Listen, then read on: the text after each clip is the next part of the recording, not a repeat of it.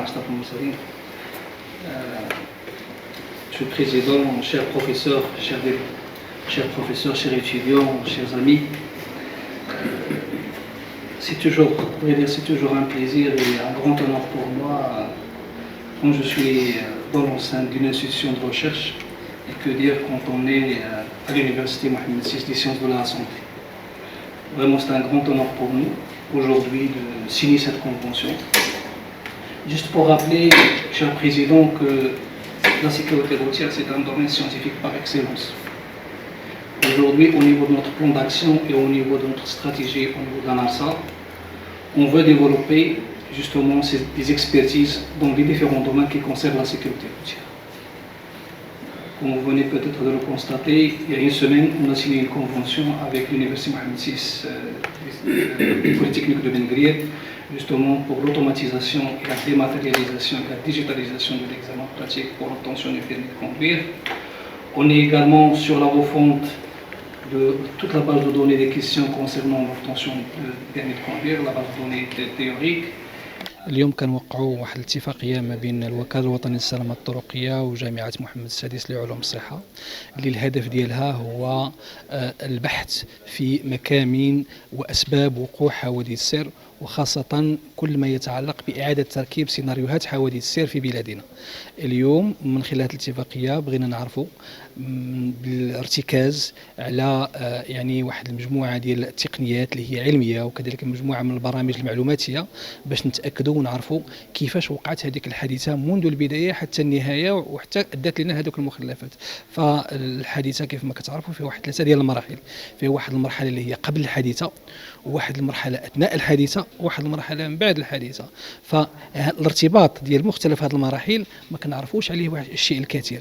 فمن خلال هذه الاتفاقية غادي نعرفوا شنو هي الأسباب الحقيقية اللي كتأدي لهذوك الاختلالات ولا اللي كتأدي لهذاك الآثار الوخيم اللي كيكون على الجسم البشري جراء واحد الحوادث السير. من طبيعة الحال كاين هناك معطيات على المستوى الدولي، ولكن في بلادنا ما عندناش دراسات اللي هي متخصصة في هذا المجال وكتعطينا الأسباب الحقيقية اللي مرتبطة بهذه المختلف ديال 3 ديال المراحل. نتمنى إن شاء الله أن نتوفق في هذه المرحلة، ومن طبيعة الحال سيمكننا من يعني صياغة برامج عمل اللي هي كتنبني على واحد الأسس اللي هي علمية، خاصة في الجوانب المرتبطة بعلوم الصحة.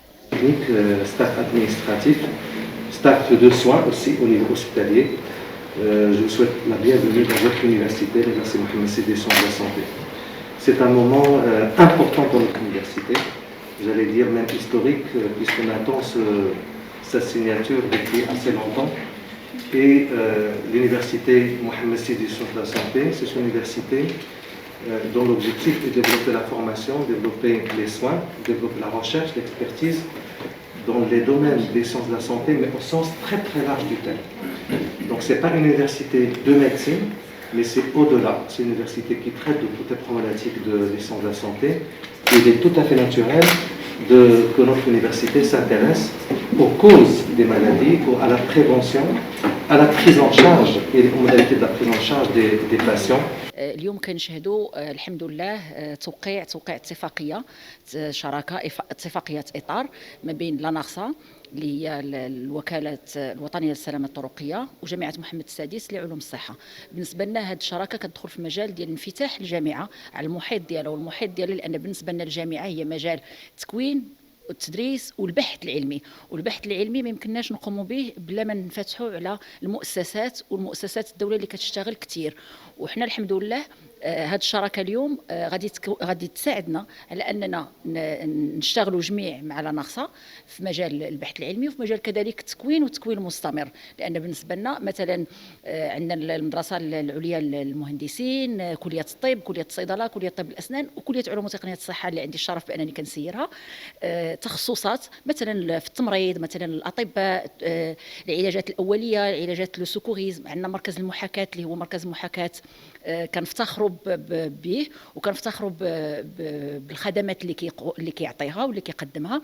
اذا حنا بالنسبه لنا اليوم كنفتحوا واحد المجال واحد اخر، وعندنا واحد هذا هو الصراحه حنا بالنسبه لنا الجامعه كنفتخروا باننا كان الاسم ديال الجامعه هو اسم سيدنا الله ينصرو، وفي التوجيهات ديالو دائما هو ان مهن الصحه هي مهن المستقبل، هي المهن الاساسيه. اذا حنا في التكوينات كامله اللي كتكون عندنا، مثلا كنكونوا في مجال مثلا الترويض الفيزيائي، كنكونوا مثلا في تقويم النطق، هادو كاملين كنحتاجوهم في لي سيكل، في العواقب اللي كيوقعوا والعواقب الوخيمه اللي ما كنتمناو بان هاد الاعداد وهاد النسب ديال الحوادث السير انها تنقص. وباش تنقص راه ما يمكنش الوكاله وحده او لا كل قطاع بوحده او قطاع الصحه ولكن كل القطاعات مشتركه، لانه هذا عمل وطني اذا بغينا نقولوا. دونك سي سيتويان، واننا كاملين ان شاء الله نشتغلوا جميع باش نحافظوا على الارواح، ولا قدر الله وقعوا حوادث انها تكون اخف الضرر.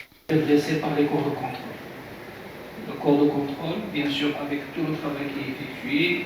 Généralement, il arrive pour les accidents après un certain temps, mais le premier souci, c'est essentiellement la sécurisation de la scène, l'évacuation des victimes, et après on s'intéresse à la constatation de l'accident, élaborer le PV qui est envoyé justement à la NAFA au niveau du système d'information pour qu'on puisse établir et éditer le rapport annuel sur la sécurité routière de notre pays. Aujourd'hui, il y a une brique qui manquait au niveau de ce processus.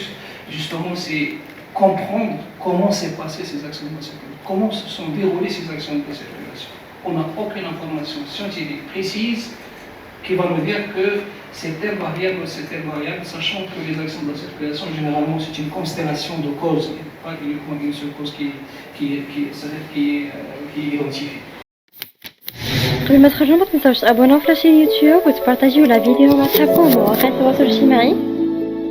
ما تنساوش ديروا جيم وتضغطوا على الجرس باش يوصلكم جديد ديالنا.